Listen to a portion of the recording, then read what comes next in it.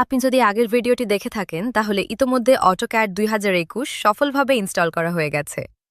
আর যদি এখনও না দেখে থাকেন তাহলে প্রথমে সেই ভিডিওটি দেখে নিন, কারণ আজকের ভিডিওটি সেই ভিডিওর পরবর্তী ধাপ। আজ আমরা শিখব অটোক্যাড কিভাবে রান করতে হয়, নতুন ফাইল ওপেন করা এবং আপনার ড্রয়িং কিভাবে সঠিকভাবে সেভ করবেন। চলুন তাহলে অটোক্যাড শেখার যাত্রা শুরু করা যাক। অটোক্যাড রান করার নিয়ম। প্রথমে আমরা অটোক্যাড সফটওয়্যারটি রান করব।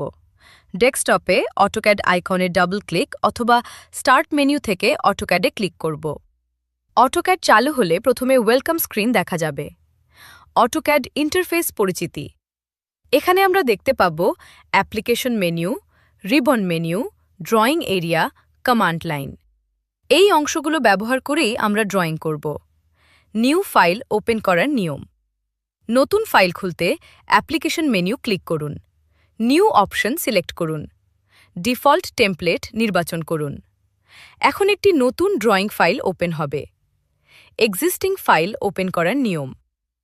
আগে করা কোনো ফাইল খুলতে এই মেনু থেকে ওপেন করে আপনার ফাইল লোকেশন নির্বাচন করুন। ফাইল সিলেক্ট করে ওপেন চাপুন। ফাইল সেভ ও সেভ অ্যাজ করার নিয়ম। ড্রয়িং করার পর ফাইল সেভ করা খুবই গুরুত্বপূর্ণ। মেনু থেকে সেভ ফাইল নেম দিন, লোকেশন নির্বাচন করুন, সেভ চাপুন। নতুন নামে সেভ করতে চাইলে সেভ অ্যাজ অপশন ব্যবহার করুন। ফাইল এক্সটেনশন হবে .dwg। কিছু গুরুত্বপূর্ণ টিপস। কাজ শুরু করার আগে ফাইল সেভ করুন। বারবার Ctrl+S ব্যবহার করুন। ফাইলের নাম ইংরেজিতে দিন। এই ভিডিওটি যদি আপনার উপকারে আসে, লাইক দিন, সাবস্ক্রাইব করুন, কমেন্ট করে জানান পরের ভিডিওতে কি শিখতে চান। ধন্যবাদ সবাইকে।